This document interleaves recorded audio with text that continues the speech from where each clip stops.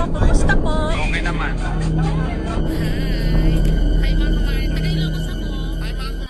Totoo bang suplada talaga si Diwata Pares Overload, lalo na kapag may mga lumalapit sa kanya na nagpapa-picture o kaya nagpapa-video sa kanyang Diwata Paresan?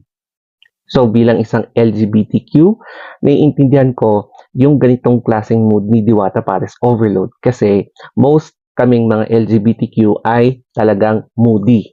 Alam nyo, sa case ko naman or experience, kapag may mga times na may mga iniisip akong mga problema o kaya nai-stress talaga ako, mas minamabuti ko na lang muna na umiwas sa kahit kanino.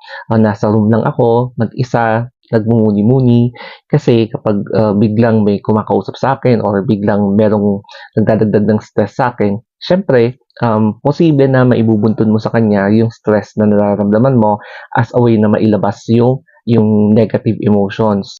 Kung i-analyze din kasi natin yung sitwasyon tsaka yung environment kung saan pinapalabo ni Diwata yung kanyang business, ang dami talagang tao, dinadayo siya.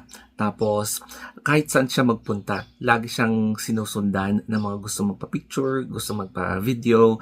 And then, yung iba pang iniisip niya is tungkol sa business. Siyempre, dapat isipin niya yung kita, tapos yung safety, yung mga workers niya, yung mga ganyan, yung mga pag-apply ng permit, pag-renew, tapos meron din yung mga kumakalaban sa kanyang business. So, siguro, I think naintindihan ko yung mood niya kung bakit nagkakaroon siya ng mood swings.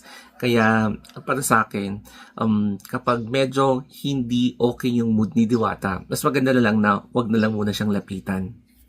Pero kapag okay naman yung mood niya, ganito yung magiging eksena. So, syempre, who am I to judge, diba?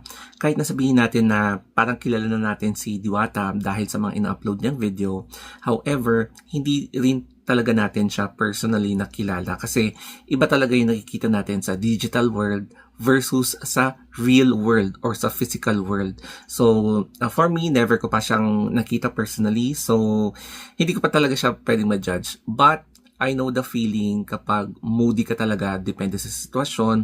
Kasi nga, may iba't iba tayong pinagdadaanan sa buhay. Alam nyo, kahit na may mga bumabatikos na kay Diwata dahil sa pagkasuplada daw niya, hindi pa rin natin may kakaila na gumawa na siya ng marka sa social media. So as you can see, ang dami-daming engagements sa mga latest post niya. Mapa-video o kaya photos lang ng kanyang outfit na to, yung parang Christmas outfit na may reindeer kineme, and then yung isa pang school girl. So nakita niyo siguro kung paano magdamit si Diwata kapag papasok siya sa kanyang klase.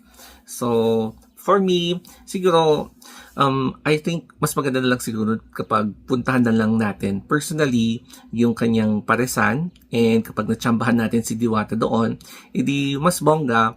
Yun nga lang kasi, syempre, maging mas cautious na lang muna tayo.